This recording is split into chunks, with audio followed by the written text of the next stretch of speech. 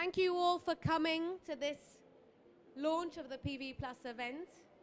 If you can all take your seats. Fantastic.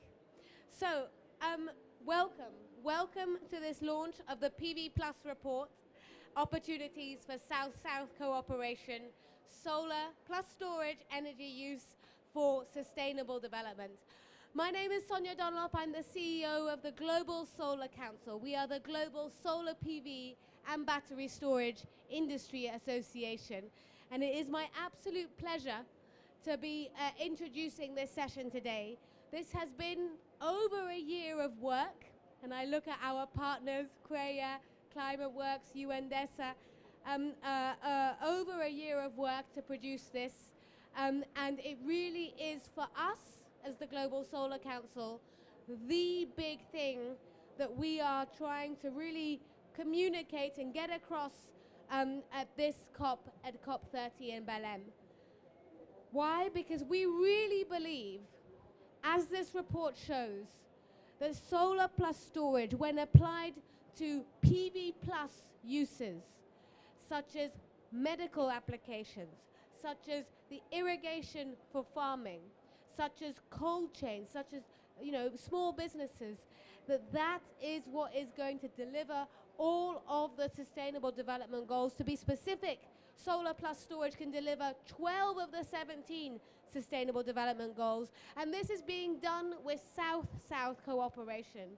And this is so important because this is bringing a whole new paradigm in terms of the global energy transition, the global electro-tech transition, and really showing that South-South cooperation is what is going to save the day.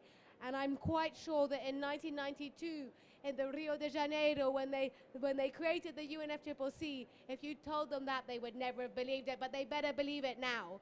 Because now we are installing 700 gigawatts a year of solar PV, 250 gigawatts a year of battery storage. 560 million people across the world use off-grid solar and storage at least once a week, and that is what we are here to do. I want to apologize.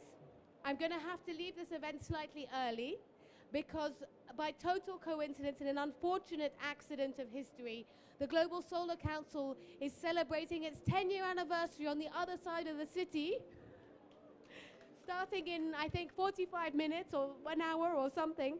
We have 200, 300 guests coming to celebrate with us. And for some reason, they think the CEO should be there. So I'm very sorry, but I will have to leave early. But on that note, I want to introduce our first speaker. And I really want to thank the United Nations Development Department for Economic and Social Affairs, who really put this report together and really drove a lot of the work to really deliver it, together with the Chinese Renewable Energy Industry Association, with Climate Works Foundation, with all the other partners who helped deliver this. And I want to introduce Mr. Zhuang Zhu, Director of the Division for Sustainable Development Goals at the United Nations Department for Economic and Social Affairs, DESA, to give a short opening remarks. Thank you, Mr. Zhu, for all of your work on this report. Really important, seminal piece of analysis in terms of the contribution that, that solar can make. And over to you for a brief message. Dear colleagues, it is a pleasure to join you virtually from UN headquarters in New York for the PV Plus report launch. I extend my warm thanks to our partners, including CREIA and the Global Solar Council, as well as to everyone who has contributed to this important report. We meet at a decisive moment. Emerging and developing economies face the urgent challenge of achieving inclusive growth while responding to escalating climate impacts. Around the world, communities, particularly those across the global south, need solutions that expand energy access, strengthen resilience, and open pathways to opportunity. Solar energy coupled with storage and applied to productive uses, offers such a pathway. This is why UN DESA is pleased to present today the new global report, PV Plus and Opportunities for South-South Cooperation, Solar Energy Use for Sustainable Development. The practical experiences showcased in this report illustrate solutions that are replicable across the global south and that demonstrates the power of solar energy to drive local economic and social progress without depleting natural resources or compromising our climate. The report's findings underscore several important messages. First, solar PV is now the most cost-effective form of electricity in history, helping to make solar the backbone of the global energy transformation. Second, PV Plus applications, whether in agriculture, small industries, cold chains, or community services, are proving to be powerful tools for development. PV Plus can support progress across at least 12 of the 17 Sustainable Development Goals, from poverty reduction to gender equality, from clean water to quality education. Third, the report highlights the critical role of South-South cooperation. Many of the most innovative PV Plus models draw on the experiences of developing countries themselves through technology sharing, capacity building, and new financing mechanisms. Strengthening this partnership is essential if we are to triple renewable energy capacity and bridge the remaining gaps in energy access, especially in rural and remote areas. Colleagues, today's launch is about more than presenting a publication. It is about inviting countries, development partners, and the private sector to work together in accelerating integrated solar solutions that place people at the center.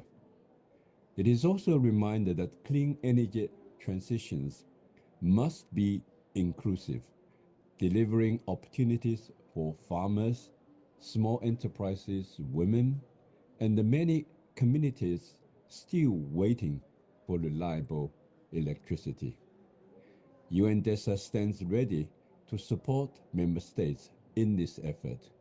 We look forward to new opportunities for collaboration. Thank you.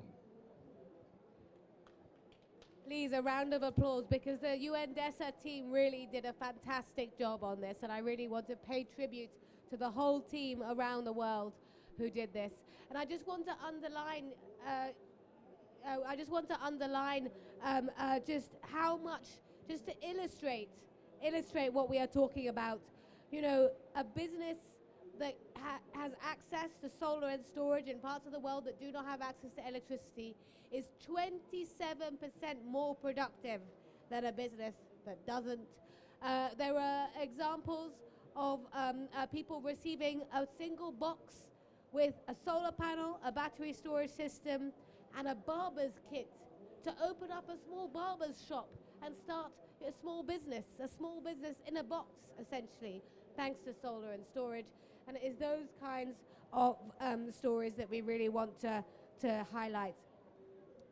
But before we bring on Dan Li from the Chinese Renewable Energy Industry Association, hold on one moment. I just want to bring in Mr. Zhang Xiaohua, who is the Chief Representative of the Climate Works Foundation Beijing Representative Office.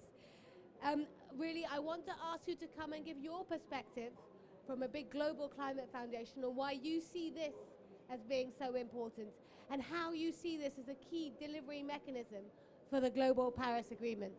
Xiao Xianhua, over to you. Thank you. Thank you very much, Sonia. And I really, it's really excited actually to join the conversation today. And after 1 year of the efforts. And I still remember a year ago and how we discuss this topic, and this is a really like-minded thinking, and to see to explore the potential of the solar plus on the way forward. And I'm really happy to see all these kind of ideas that materialize to the real product, and so really happy to see the outcome. And thank you so much, Sonia, your support, Li Dan from Korea, and also the most important DESA and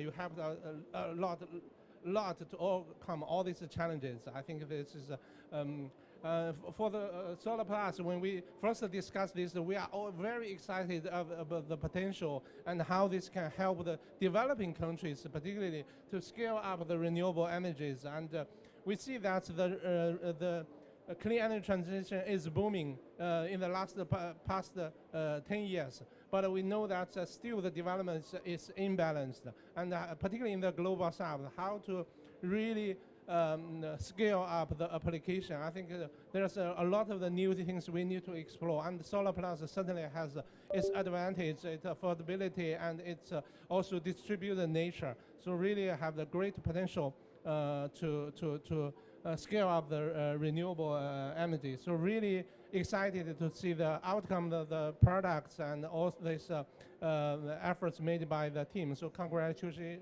again on these efforts. But we, with the thanking and congratulations to all these efforts to be made, I think we still have a way forward to how to really scale up the solar plus in the future. I think this today is the first step. Is really half of the success, but we really need to make more efforts to bring forward. I think for the way to bring forward, I think there's three things probably we can think about. One is really need to strengthen the policy framework to align all these different policies to create an environmental friendly create a friendly environment for solar plus in the global south. Secondly, I think the knowledge sharing, capacity building is still a key to further scale up the solar plus applications, because as different application scenarios, the different kind of ways to use, as you said, the solar agriculture, solar fishing, solar storage, many of the solar plus options. I think really to build the solid case, support the capacity building, knowledge sharing is one of the key important component for us to move forward. And the last but not the least is the finance, really how we really build the business case, find the innovative financing mechanism to support that. I think that's the key for really scale up to bring this solar plus application to benefit the peoples in the global south. So with that, I think I will leave this time for the expert to further explore the potentials. But thank you so much again for this achievement. Thank you, Xiao Chenhua. And just to reiterate, this is power to the people. This is power to the people, and that is also why we as the Global Solar Council, together with all our members, have chosen this week to launch our new mission. Our mission, which we are taking to the COP presidency, to achieve 300 million solar homes worldwide by the end of this decade, taking the goals of the SDGs, the goals of the Paris Agreement, to real people around the world.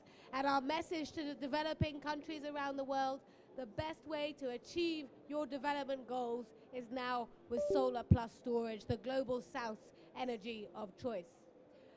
So now I want to hand over to our dear colleague, Ms. Li Dan, the CEO, the Executive Secretary of the China Renewables Energy Industry Association. We have so much to thank China for.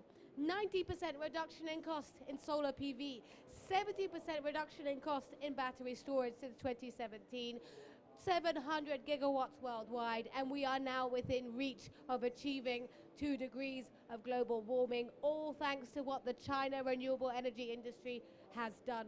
So Ms. Li Dan, please do come forward and give us a summary of what's in the PV Plus report. And after that, we will be having a short panel discussion. I'm sorry, I'm going to have to disappear, like I mentioned. but a short panel discussion with our guests here to go into the topic a bit more deeply. So Li Dan, over to you. Thank you, Sonia. I think there's something wrong with my PPT.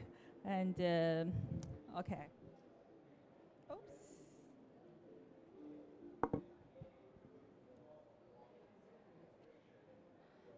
Good afternoon, ladies and gentlemen. I think I need to wait my PPT, and before my presentation, I will thank DESA and my friends Sonia, Jesse, and IGF, the partner of our report. And now first I will introduce a short brief of CREIA. CREIA is Chinese Renewable Energy Industries Association, and was founded in 1990s. And CREIA is China's leading renewable energy industry organization. Our membership includes all major enterprises in this sector.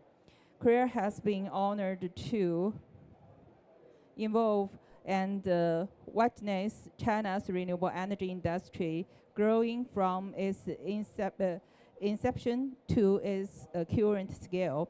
We are delighted to see the achievement in renewable energy development today and look forward these advancements benefit more countries, helping everyone achieve low carbon development.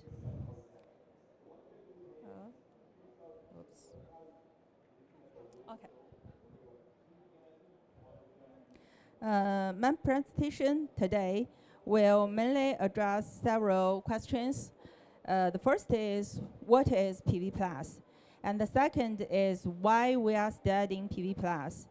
And the third one is, what can PV Plus achieve? And the last one is, how can we effectively deploy PV Plus? Okay, first, what is PV Plus? We've chosen the term PV Plus to focus specifically on solar PV power generation sector. The scope of of Solar Plus is far broader than our discussion today, including solar thermal utilization. We can explore that topic if we need it. In this report, we define PV Plus as an energy solution where solar PV system operating independently or coupled with energy storage, integrated with various energy consumption scenario or electric appliance to supply power. PV Plus feature flexible installation scale suitable for distribute development, short construction cycle with low initial investment, land saving capability that enhance land value through multi-purpose use, suitably for off-grid operations and localized power consumption, and particular suitability for achieving energy access in remote off-grid communities. Okay, have covered what PV Plus is. Let's now discuss why we started. The 2023 Global Stocktake highlighted that mitigate climate change, we must triple renewable energy development by 2030. gradually transition away from fossil fuel and promote low emission technologies to enhance climate resolution. Coordinated action is needed across agriculture, health, and social protection and water resources, ecosystems, and related sectors.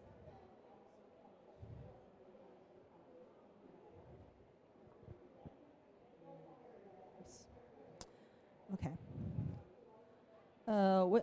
We recognize that the global south face due procedural in addressing development challenges, securing energy supply while fighting climate change.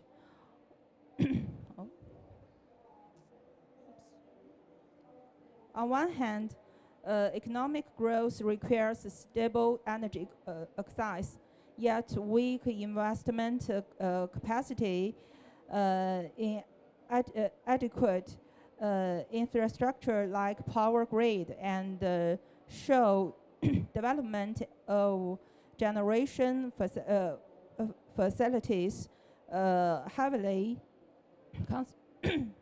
constant. South nations' development, on the other hand, low energy accessibility and instability further weaken many southern countries' climate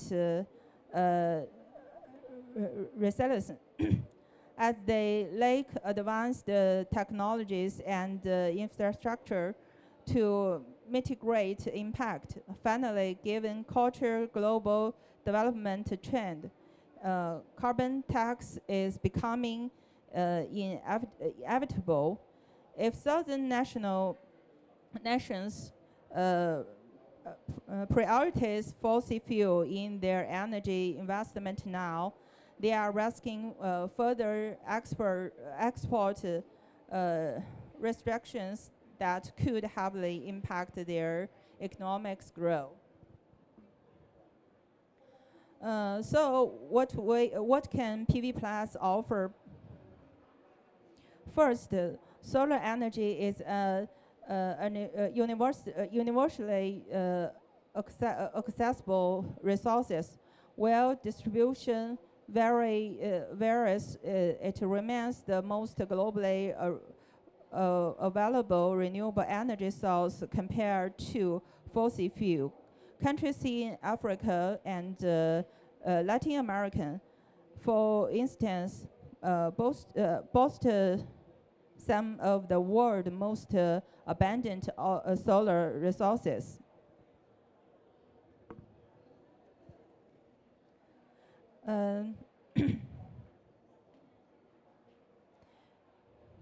And PV power have largely reduced in recent years. Since 2010, PV power generation costs have fallen by over 90%. Today, PV stands as one of the most competitive, clean, low-carbon energy sources suitable for development in any region. Additionally, PV installations offer flexibility in capacity selection, allowing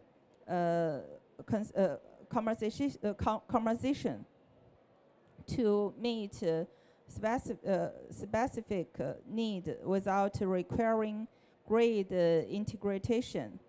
The simple operation makes it particularly suitable for regions with weak grid infrastructure.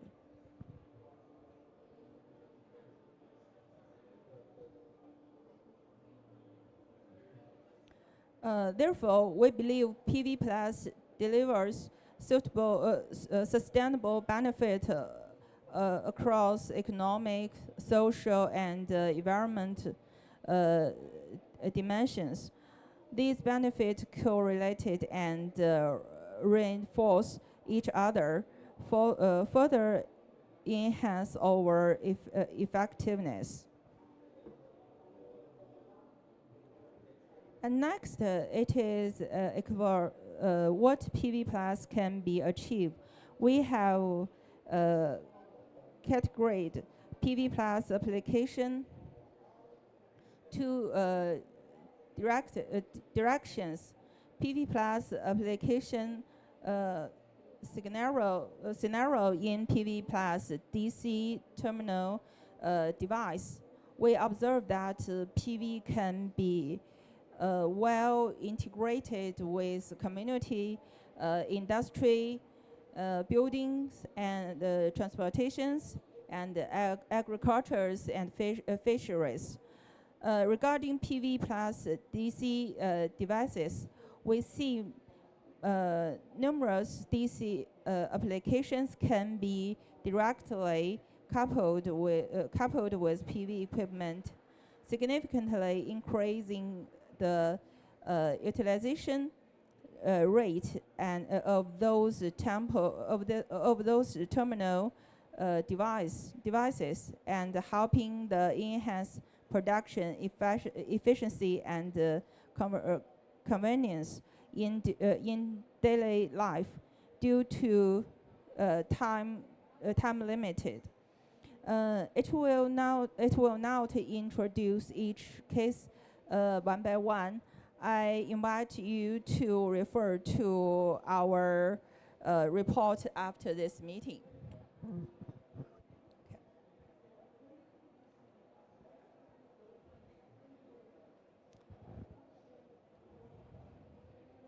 Okay, finally, we believe that the advancement of PV Plus involves a transition from external promotion to proactive.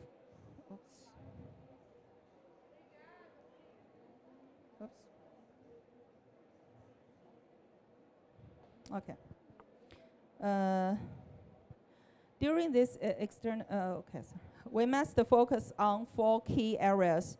First, building awareness of PV Plus, clarifying what it is and how it is applied. Second, providing policy guidance. Many innovations that now seems simplify today life required government direction during its initial promotion, such as cars replacing horse carriage. Thus, government guidance remains crucial. Third, we need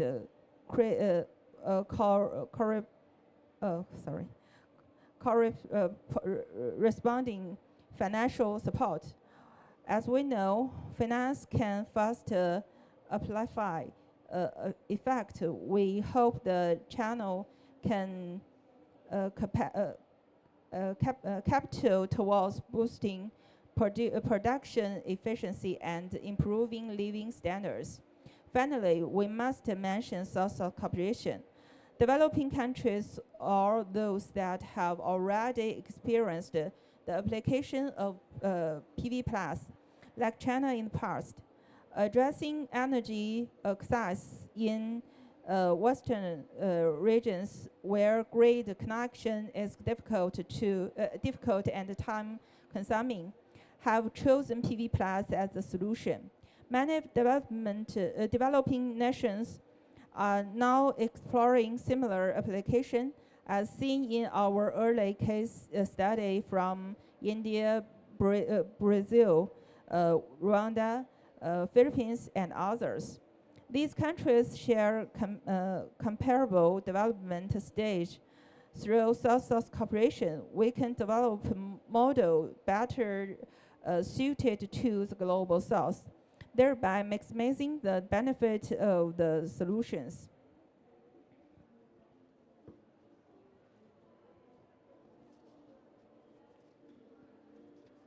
That's why we completed this report. We extend our sincere gratitude to DESA for providing this platform to bring together PV practitioners globally, and for presenting such a valuable reference document. We also thank every participant for their contribution. We hope this report will help some South countries understand and implement PV+. Finally, we look forward achieving PV development alongside all southern nations to support the global fight against climate change. And if you want to have the full report, please scan the QR code. Thank you.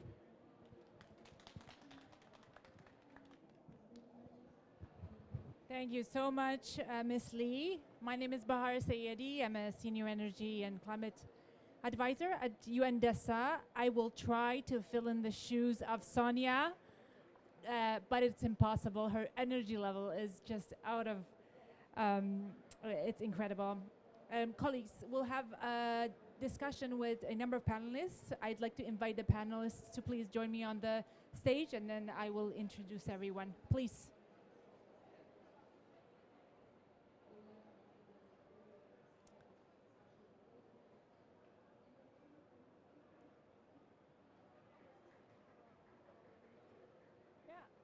Please take a seat anywhere.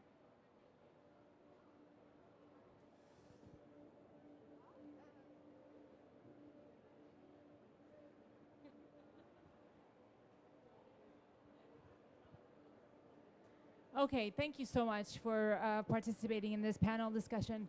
Clearly, solar energy and its applications is key to achieving sustainable development.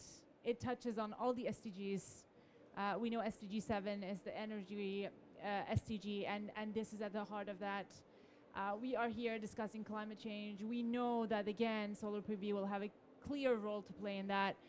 Ms. Lee mentioned the GST with all those signals really puts this conversation around renewables at the heart of the climate negotiations.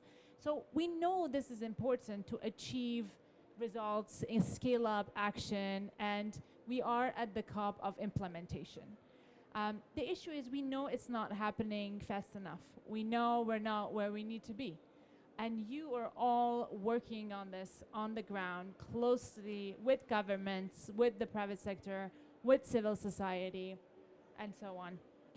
What I want to get out of this panel is your experiences vis-a-vis where are the opportunities that you have observed from your field of work? What are the obstacles, and how can we address those obstacles? So maybe I'll start with, first let me introduce Mr. Olamide Niyi Afuye. He's the Chief Executive Officer, Africa Mini-Grid Developers Association.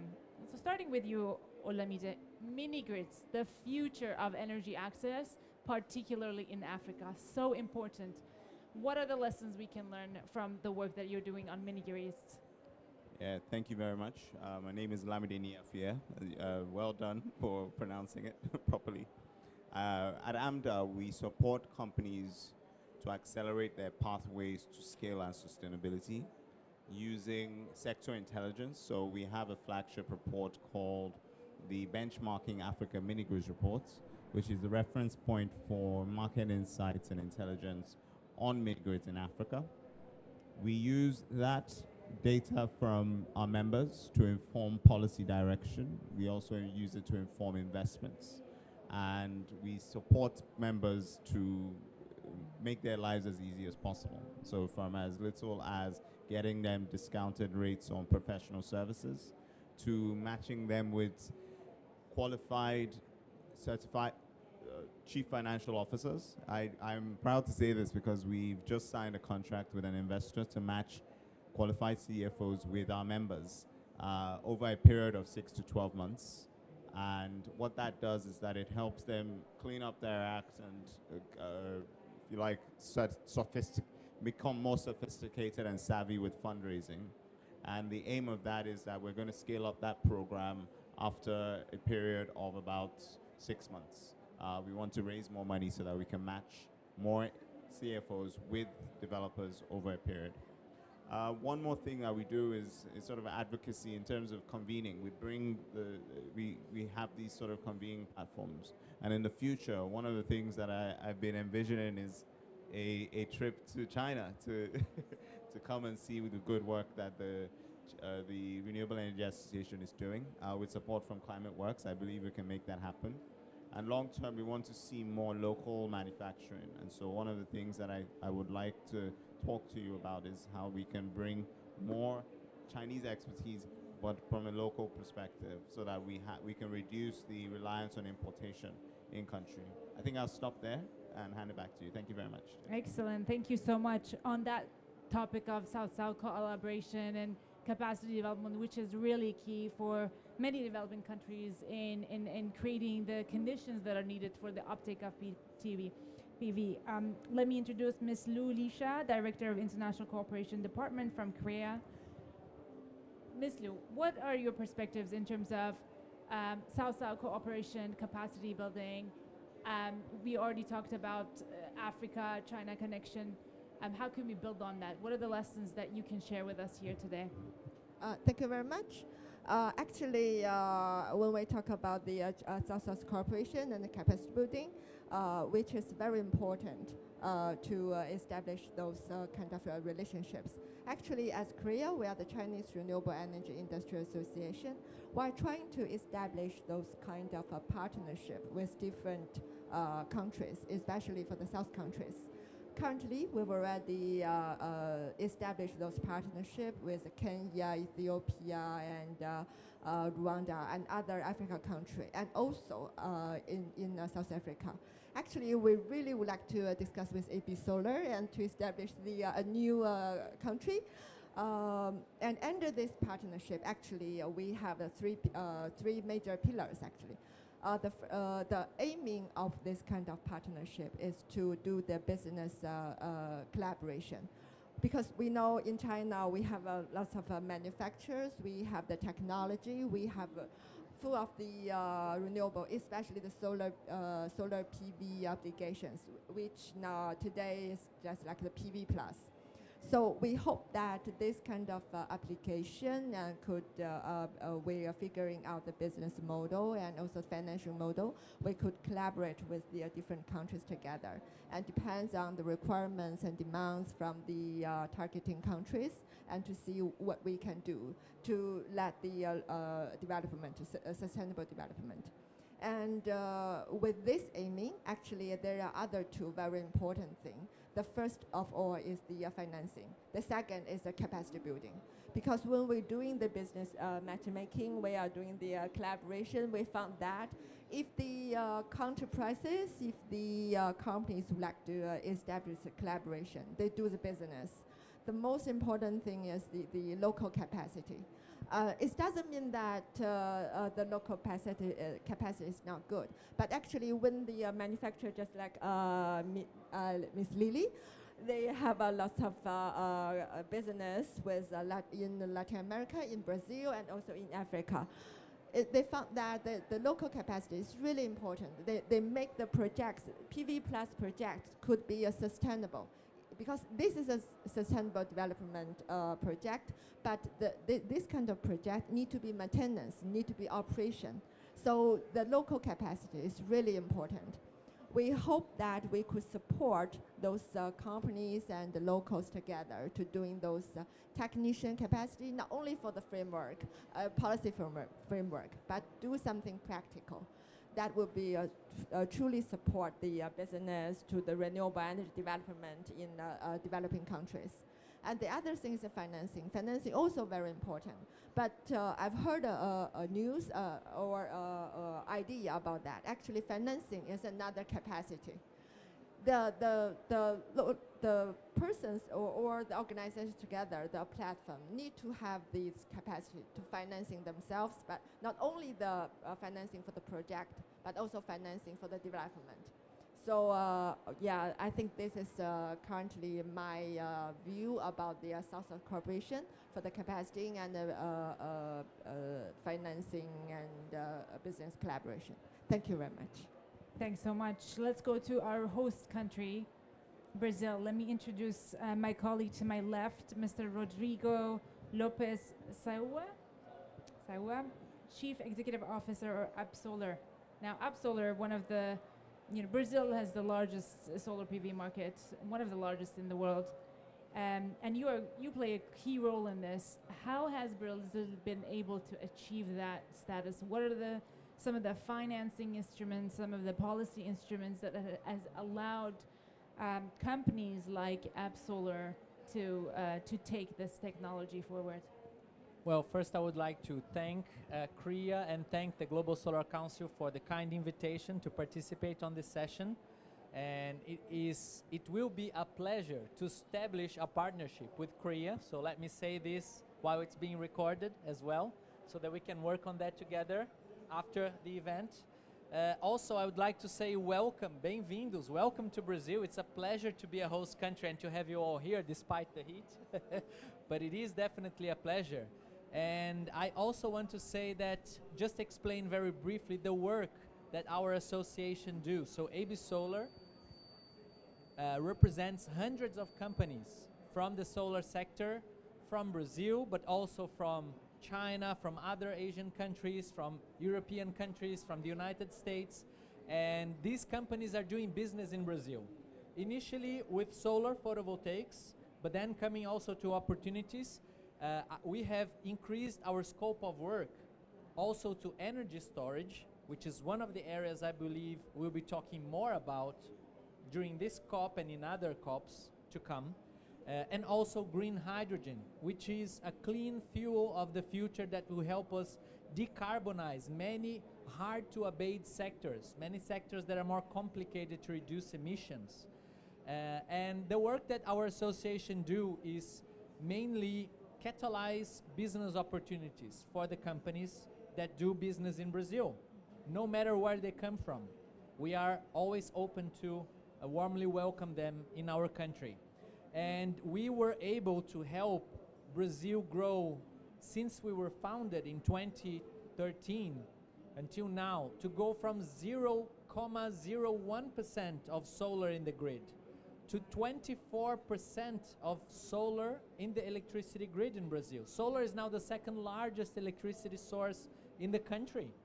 And this was only able, of course, with good partnerships. So this is what we believe that we should be doing.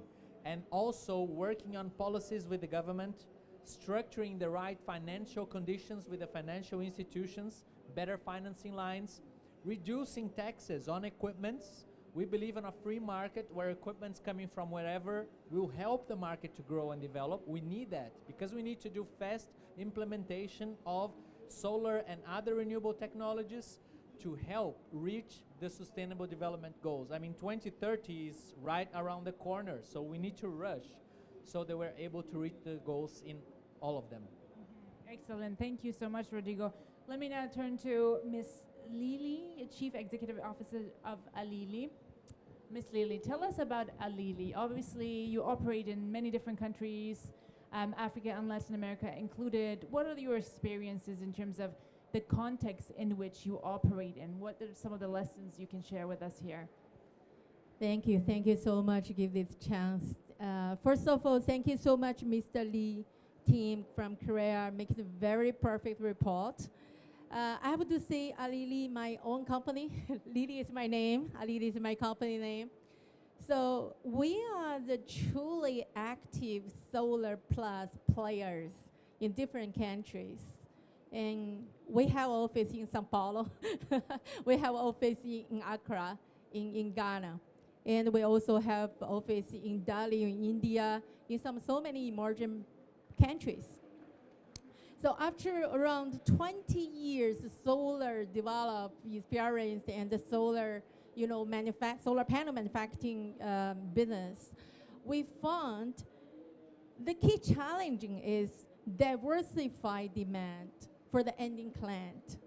The ending client maybe need only simple to use electricity. They can get anywhere just charging their cell phone, get the power for a laptop without any relay on their grid power, any power. So solar can make it done. Maybe in the remote area, the people only use the clean water. So the final aim just get water generation. And someone maybe need farming for the pump. But actually, for the supply chain side, as or previously also tier 1 companies, the solar company. So most of suppliers is individually supplement. Maybe only solar panel, inverter, battery, mounting system. It's not very capable, big name in the market to do this integrate system, flexible business very well in the market. That's the key challenge for all of my experience or my team's experience. So what I really want to do is, we want to do the one-stop solution. So the customer don't worry about this, what is solar panel should be perfect match. What is the inverter is to be matched suitable for the system. Leave all the job to our solar guys, right? And when you have this solar system, any trouble, we give you help, on-site help. That's also, Lisha said, we also need innovation business model and innovation solar products, such as my solar backpack. You can take it back and get the power anywhere in the world, just with the sunshine. And we also need flexible business model. This is really, really important. Local partner is the key because we need a very fast response. Any trouble for system, any trouble for products, our partner can be on-site service. And they should get a very good training from our headquarters and the Chinese companies. So I think my license for Solar Plus, first is innovation for the solar business model, solar products. We can do any solar solutions. Second one is the localization with the local partners and strongly partnership. It's really, really important. Thank you. This is my license. Thanks so much. I think your comment is a good segue into maybe another round. We have less than 10 minutes, so but I think it's important to talk about what are the barriers, what are the bottlenecks that you're facing, and how could those bottlenecks be addressed. So, Olamide, over to you. Thank you. So, some of the I use the expression that access to capital is the bane of the existence of any company, let alone a company that is trying to put power in rural, peri-urban parts of Africa. So we have economic challenges. But what we are seeing is we're no longer just talking about the problems, we're actually solving those problems ourselves. And we're seeing the emergence of innovative thinking, where what I say is we're now in innovate or die mode. And one of the solutions, one of the symptoms of the access to capital problem is that there's no sustainable business models, that there were not sustainable business models, but that is starting to change. What does that look like? We're starting to see the emergence of what we call the anchor business community model, where you have a mini grid company that is powering or that is partnering with an industrial partner, for example, a tower company, a telecom tower company, an agriculture project, irrigation projects, and those allied industries that will consume a significant load of the power, where, say, 50 to 60%, where the residual power can go to the communities. And what that is doing is that is, in addition to the revenue assurance that it provides to the companies, you're seeing that there's more impact metrics, there's better coordination in terms of, rather than building your mini grid site here, when there's an agri project here, why don't you take the project there? There's better coordination in terms of an ecosystem thinking. There's the bigger implications for job creation, because apart from the fact that you're going to be hiring mostly local people for the mini grid company, you would also be hiring local people for the local projects as well. What that looks like is, with not more revenue assurance means that there's more bankable projects, which means that you can have more access to longer term capital beyond what we're seeing with the grants, with the subsidies. So you can now access long-term commercial capital, possibly affordably, and maybe if we start to introduce the localization, which everybody seems to agree to, which I don't think is a controversial statement, you will see that the cost will also come down, which has a direct implication on tariffs and bankability. So there's a whole sort of chain reaction that needs to happen for us to get to where we want to, but we're starting to see companies evolving in that direction and starting to create more bankable projects to access capital. May I stop there and hand back to you? Thank you very much. Thank you so much. So many valuable points: access to capital, coordination, job creation, and so on. Ms. Lu, what is your perspective on the key bottlenecks you're facing in your area of work, and how can they be addressed? Okay, I think maybe that is, we cannot call it a bottleneck, but it's a very important issue that we need to pay attention and we need to care about that. It's the recycling. Because we know with the large scale, with the CCC capacity generation, and there will be more and more renewable energy, especially for the solar and the wind. So the recycling actually is really, really important. In China, actually, we were already trying to finding out how to do to recycling the solar panel models or the wind power blade.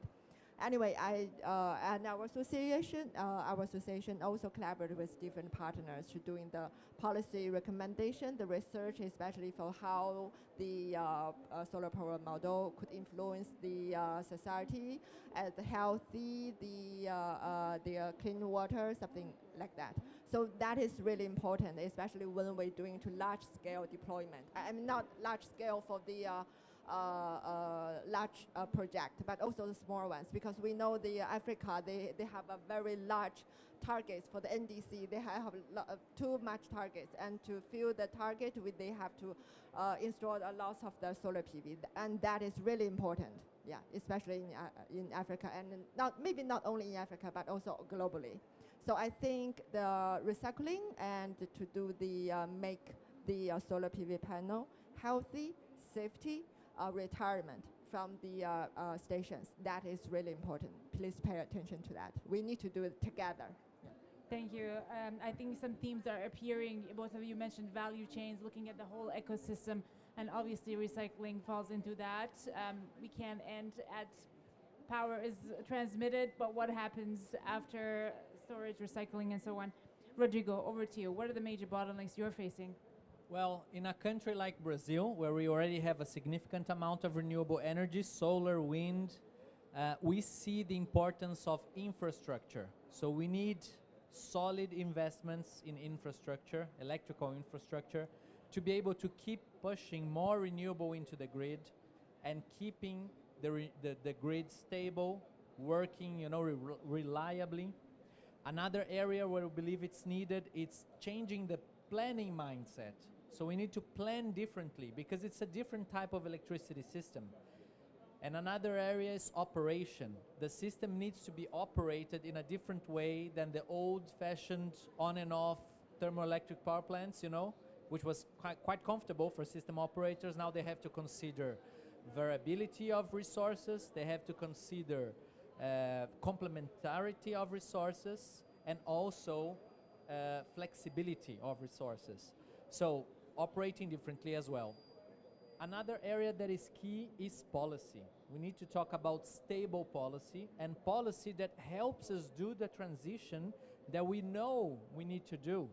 Unfortunately, in many regions of the world, and that's true also in Brazil, there are still more incentives for fossil fuels than there is for renewable energy.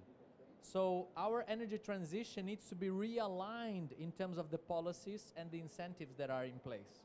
So these are some of the areas that I believe we need to work on. Thank you. Creating the enabling environment and the policy instruments for private sector to come in. Ms. Lily, final words on the challenges. How are you navigating this as a private entity operating in these regions? Obviously, there is perceived an actual risk in terms of engaging in the market. Enabling environment is so key. How is that being addressed as a challenge? A very good question. So that's also the one of my aim to come here.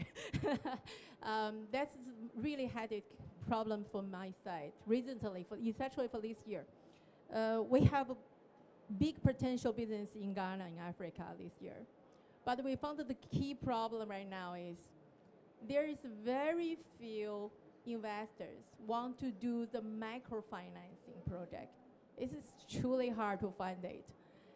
But actually in the market, I have to say 80 or 90%, the ending client just need probably less than 1 megawatt project, including the solar, battery, everything.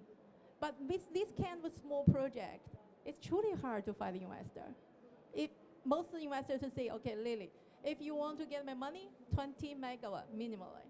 But it's so hard to get it. Someone maybe only 200 kilowatt, but it's truly needed for their factory, truly needed for their farm. It's truly hard for me to leverage this investors and ending client. We can do EPC, no problem, but we are manufacturing, players in the market. So we can't put all of this huge capital investment for the project side. It's not our job. But actually the payback for the solar system right now is truly good. It's over than 25%. Lisha know that. Some place maybe over than 30%. And in Ghana next year, the electricity tariff will increase 30%. It's truly, truly hard for the factories, for the commercial client to get this good electricity, cheap electricity from the government, from the grid. How to bridge this gap? I haven't found a solution so far. So I truly want everyone here, if you have any resources, can share it to me. That's really, really appreciate. Thank you. Thank you. Thank you so much.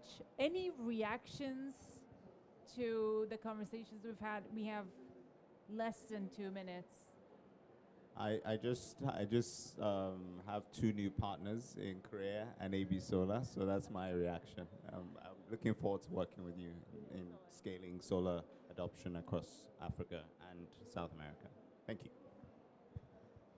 1 minute. Thank you so much. I really appreciate more and more people and for the high level UN to care about the solar plus. Before maybe everyone cared the big ground mounted system. Now step by step to the real market, I think. So that's also my business, my mission to do the solar business. Thank you so much. Excellent. Ms. Liu. Thank you very much. And I'm actually, as one of the author of this report, I'm really proud of my work. So please help us to sending it to more, to replicate the cases and to let more and more South countries could see the cases and the business model, the policy framework.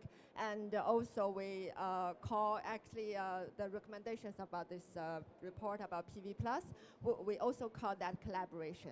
Collaboration from Latin America, from China, from Asia, and from Africa together. So we hope that the PV Plus could be much, much more better, could support the sustainable development. Well, and from my side, first I would like to once again congratulate CREIA and congratulate the Global Solar Council for this initiative. It is very, very important to promote more solar use on many of its forms. And also thank for the opportunity of joining this panel. It was very nice and enlightening, I would say. And I look forward for us to keep working on all the SDGs that we can support and help with solar, energy storage, and other technologies. Thank you so much. We have reached the end of the event. Obviously, solar PV plays a key role in the challenges that the world is facing. We have solid examples from the ground on this is working, but we know there are challenges that we need to address to scale up implementation and ambition. From our side, I am really happy to see that South-South collaboration is happening on the stage as we speak. And this is really what we want to see at the end of the day, this dialogue leading to real partnerships and actions on the ground is key as well for you and DESA. So please, thank you so much. A round of applause for our panelists, and yes, and thanks for joining. I don't know if the link of the report is, we can maybe display the link for colleagues who want to download it. And please do read the report. Thank you.